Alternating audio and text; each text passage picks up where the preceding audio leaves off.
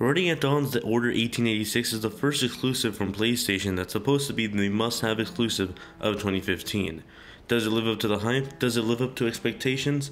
We're going to be reviewing this game, all that and more. But before I start my review, I'd like to point out, based on a bunch of reviews that have been released already prior and right at the beginning of its launch, I'm not gonna, give this game a bunch of bad criticism because it's considered a short game.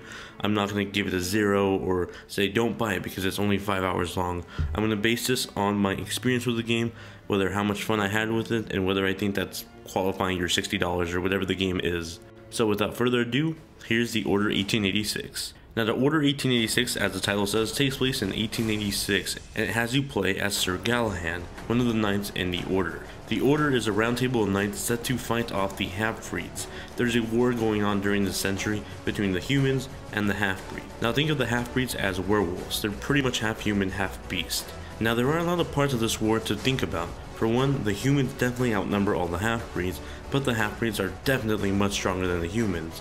To sort of balance the story out, the humans have actually discovered this black water magic that lets you basically extend your life. It has healing properties that help heal wounds. So occasionally you'll find your enemies get wounded really badly and they take a sip of this drink and it suddenly cures them or heals them faster. And in addition to this, despite it being 1886, there's some crazy future weapons from Tesla here that shoot electricity out of guns and flammable gases that cause massive explosions. The game itself is basically an alternate history of 1886 London, and it's pretty badass at telling the story. With all that said, for all the things that this game does right in terms of storytelling, there's a lot of things you could definitely improve on, especially on sluggish gameplay. Now let me start this by getting this out of the way first. The visuals and aesthetics of this game are amazing, simply beautiful. These are, if not the best, graphics I've ever seen on the PlayStation 4. Better than The Last of Us Remastered, in fact. This game is cinematic to heck. Even the widescreen that you see right now during cutscenes are present throughout the entire game, which technically do cause some difficulty sometimes when you're playing a third-person shooter, when you're trying to cover behind walls, and you're trying to see above a wall. Currently, at the time of reviewing this game, The Order 1886 is definitely the most beautiful looking game I've seen on this console. With that said, the visuals, the plot, and the voice acting are pretty much where all the great things about this game end. Everything else is pretty much average or mediocre and can definitely use some improving. Now, The Order 1886 is pretty much a third-person cover shooter. Think Gears of War on PlayStation, but slightly worse. Cover shootouts tend to be pretty boring or lackluster. I find myself just wanting to hear my teammate at the time to just say the magic words, "Okay, we're clear, let's move on." Those were the golden words for me from time to time. I tended to get bored of these third-person cover shooters. The fights would seem repetitive and just seem very lackluster, and I wouldn't really be that excited to actually play in them. After the first couple of shootouts, it got very repetitive, and I just felt like I just wanted to continue on with the story already, and so I would just wait for my opponent to just say, "Okay, that was the last enemy, let's move on."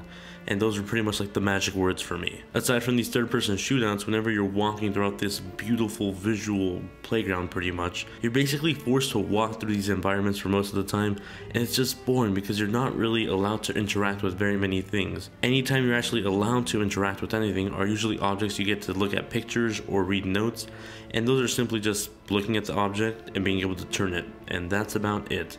There's not much interaction in this game for all the beauty that the visuals and the pretty much the setting has to offer. It's basically like a gamer being sent to E3 and being told you can look at everything but you can't play anything. Now beyond that type of gameplay, the only thing that's left are the QuickTime events. Now the way this game can be broken down is by threes, and that's 1/3 cutscenes, 1/3 QuickTime events, and 1/3 cover shooter. Now the QuickTime events can just happen just about anywhere really. You're in the middle of a cutscene and suddenly you have to quickly tap X to close a door or something, or you're in the middle of a fight with a half-breed and the game becomes suddenly Infinity Blade on your PS4 and you have to push left, right, up or down to dodge certain attacks. Point blank, the QuickTime events get really boring really fast, and they're just going to be there throughout the whole game. Even in situations where you would be in the middle of a half-breed fight, if you weren't doing QuickTime events, it would turn up to be a game of whack-a-mole where you'd see 3 different directions and the half-breed would run after you in one direction. It was your choice to either dodge the attack or start firing your gun. And if you missed and didn't kill him that time, then he'd run away and come back from a different direction. And essentially just was that, a game of whack-a-mole. Overall, The Order 1886 is an okay game, and that's about it. The visuals and the story are fantastic, and in my opinion they were just amazing to witness, but the gameplay itself was just mediocre.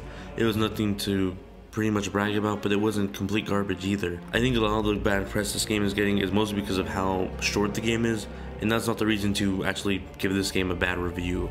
In fact, it's pretty much an okay lengthy game for me.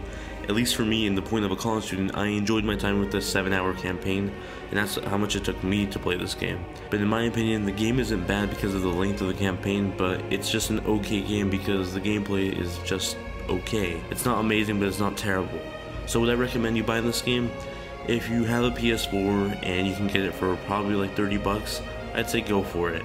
For the $60 price tag, I don't think it's that much worth it right now. There's no multiplayer, so there's no replay value after you beat the campaign for the first time. The developer does leave the game with a sort of sequel-ish ending, so there might be another game in the series.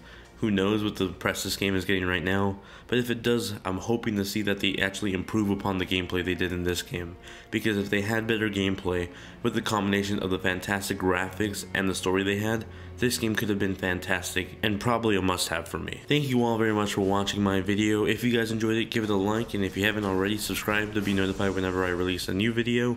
If you guys want to keep up to date with me in terms of social networking, you can find all the social networks I'm available on the screen right now or in the links in the description below, and be sure to add me on your favorite gaming consoles if you would like. We can play some Smash Brothers and maybe the Orchard 1886 2 if that has some multiplayer someday. And if you want to see the last video I did, it's the review of the new Nintendo 3DS XL, so be sure to click the video you're seeing on your screen right now in order to watch it. Thank you all very much for watching, and I hope to see you guys in the next one.